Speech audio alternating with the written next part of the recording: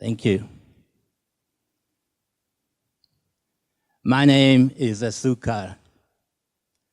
It's an honor to be here tonight. It's great to be back. Thank you, VoiceStory, for re-inviting me. Success. The meaning of success was taught to me by a group of 12-year-old girls. And I'm honored that you're here tonight. You'll make it a lot easier for me to be grateful for children.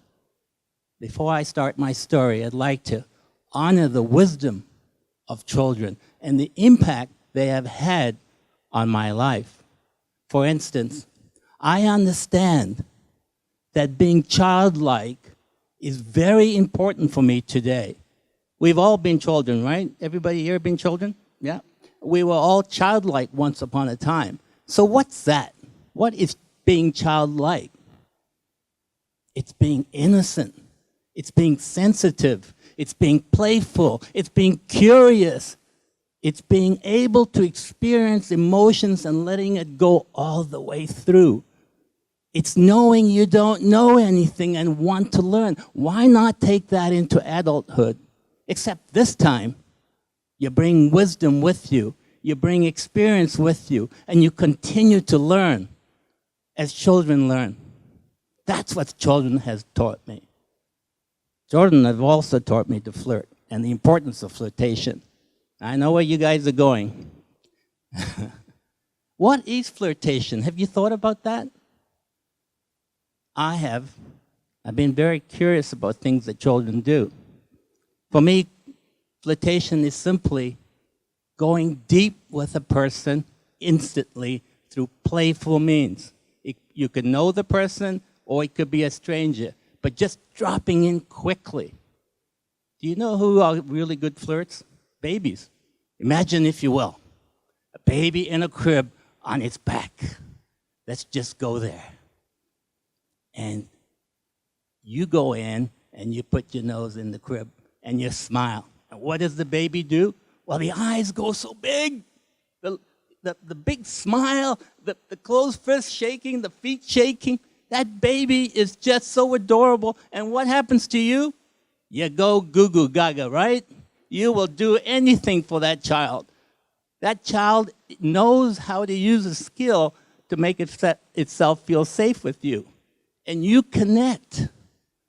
So I flirt like crazy. It's not about romance or seduction. It's about connection. That's what kids do. So I'm here to honor children and the intelligence they possess and the things they teach me. So my story is about a group of 12-year-old girls who are going to teach me what wisdom and what success will be for me going forward.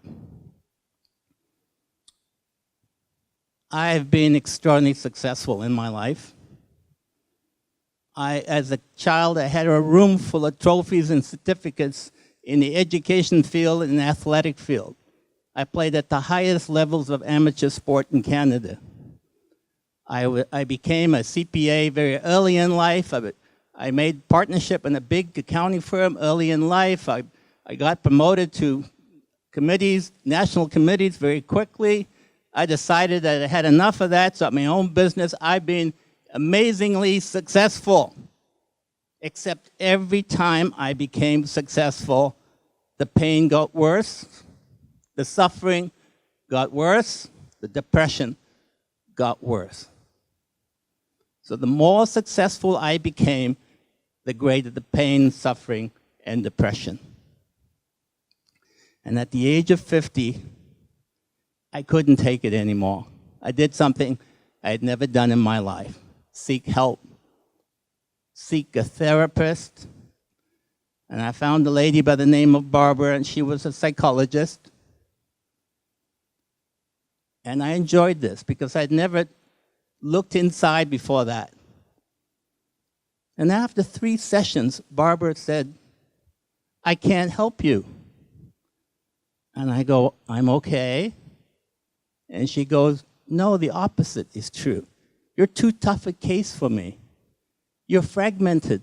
I don't have the skill to help you put yourself back together. You know what my response was? How can that be? I'm successful. Yeah, it's true. And that shocked me. So Barbara said to me, I only know of one person in the lower mainland that can help you put yourself together again. His name's Dov. And so, desperate, I sought him out, and she was right. So began my work to understand why success led to so much pain, suffering, and depression. And then I discovered that my childhood wounds of being an inferior person, of not being good enough, not being lovable, was not going to be cured by me being successful, which I tried to do. I tried to show the world that success made me equal, made me lovable, made me good enough, but it never helped me. And at this time, I was also an extremely successful soccer coach. However, I decided that I had enough of soccer coaching. I'd been doing it for over 30 years. And so I retired. Then I got a phone call from a director of soccer from a big soccer club in Vancouver. He asked to see me. And I agreed. And he told me about this 12-year-old girls soccer team playing at the elite level in Vancouver, Lower Mainland, who had had a terrible time of it the year before. They had lost just about every game. There was a lot of infighting with the parents. And he wanted an outside coach to come in and give these girls a chance to really experience something fun in this game of soccer. And you know, I'm a sucker for helping young children because I know how much they've given back to me. So I said yes, but the first thing I do when I coach is I meet with the parents several times. I teach them what I'm going to teach their children. 50% of the time is tactics and skills for soccer. 50% of the time is coaching the player, the human being, the empowerment, the leadership, the relationship, the teamwork. And for the first time in my coaching career, 100% of the parents were in on this. They were going to support me all the way. And so began the training. So began the training, and these 12-year-old girls were about to set the world on fire. So the first thing we teach them is accountability.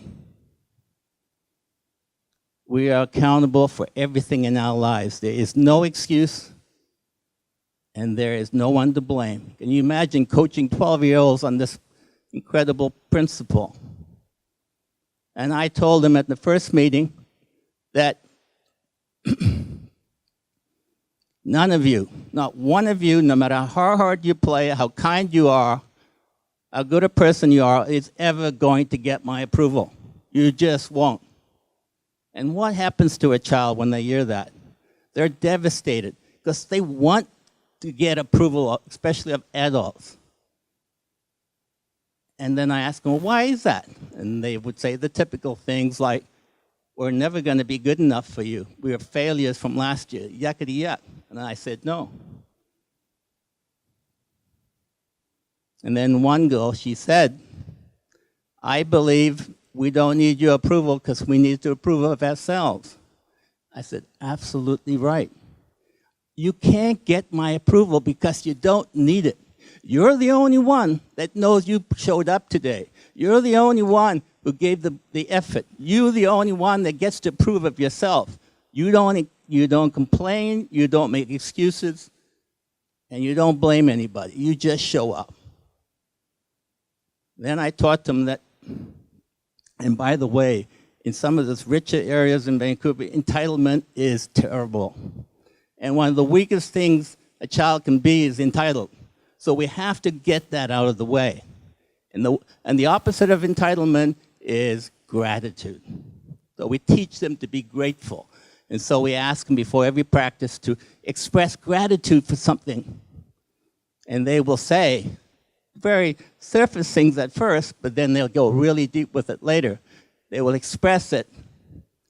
I'm really grateful for my teacher today who took the time to explain a math problem to me that I really found difficult. She was patient with me. This is the kind of conversations that these girls start having. We talked about keeping agreements, because all relationship is based on agreement.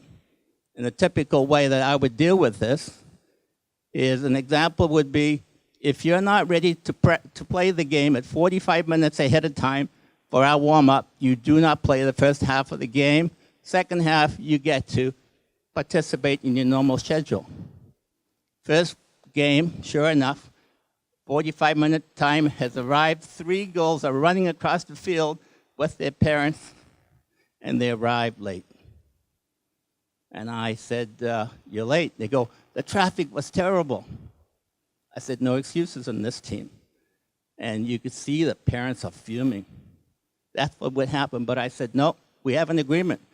You are going to learn to keep your agreements, and you want to take this consequence.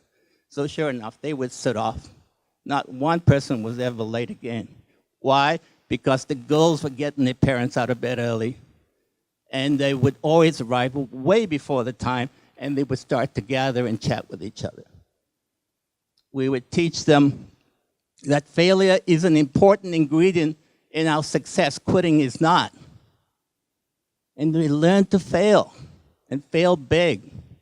I remember this one day, we had what we call a recovery run, where you have 2 players at a time. You have an attacker and you have a defender. The attacker has a ball 5 meters ahead of the defender. And when the whistle goes, the attacker goes towards goal to score, and the defender has to make up the distance to recover. Well, in this particular case, the whistle went, the defender fell, and the attacker kept going, and the defender was slow in getting up. One of the girls came up to him, quitting's not an option, you must get up now. And the defender, realizing the mistake, got up and chased the attacker down, almost got them.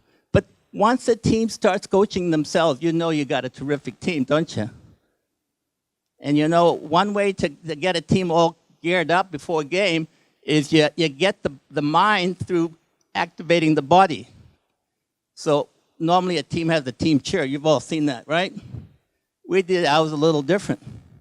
The team would gather in the middle of the field in a big circle, and they would go, my life, my power, no excuses. My life, my power, no excuses. My life, my power, no excuses. And they would be ready to go. That's the kind of coaching that they got. And they got the soccer coaching, all the skills they could like.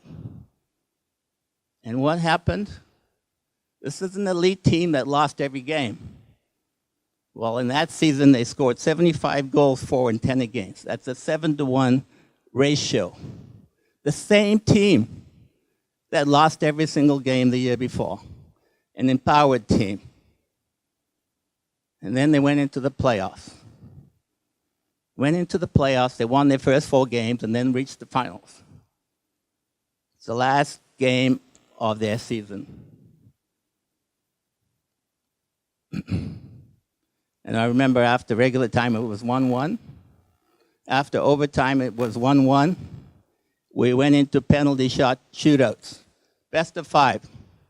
After 2 shots, we were up 2-0. Our 3 best shooters were about to take their shots against the other team. Chances of losing now was 0, or very slim. Except that's exactly what happened. Our next 3 shooters failed, their next 3 shooters succeeded, and we lost the game. And what was to happen next would change my life.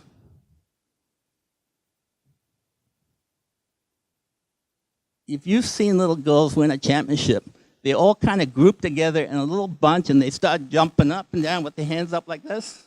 Have you ever seen that? That's what the other team was doing. What was our team doing? They were in a huddle, talking. They broke the huddle.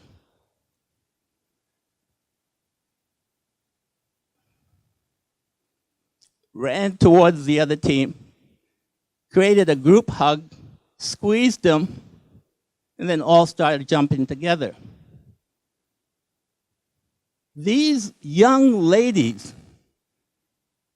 even though they just lost the only game of the season in the championships, was celebrating with the other team. And I said to myself, oh my, every adult on that field was crying. What does this mean? Well, it became very clear that these girls understood they were successful even though they lost the game. So why were they successful? Well, they were successful because they had become different. They become empowered. They became leaders. They became relational. They became team. It didn't matter whether they won or lost. That's when I saw it. Success is about growth. It's about movement from level to level. Success stays with you at this level. It doesn't leave you. These girls knew that. Losing the game meant very little to them. So I got good news and I got bad news after that. I'll give you the bad news. The team disbanded. The good news, that almost every player became an all-star, whether it's for Vancouver, province of BC, or the national team. There was no team to coach anymore. We have become so good that we became a nothing, which was awesome. And I have taken this forward with me, this beautiful gift from children. An amazing, amazing event. Children have wisdom. I honor children. And before I leave, I'd like to tell a little joke about a child, if you will. This prisoner, he's had enough of jail time. He's decided he's going to dig himself out and escape. So he gets a spoon and he starts digging away, and he digs this big tunnel, and it takes him months and months and months. And he comes out of this tunnel, and where does he find himself? He finds himself in a kid's playground. And there's a little girl standing right there. And he stands up and he goes, "Success at last, success at last. I am free, I am free, I am free." He looks down at the little girl, and the little girl looks at him. "Oh yeah, I'm 4." Innocence. Thank you, ladies and gentlemen.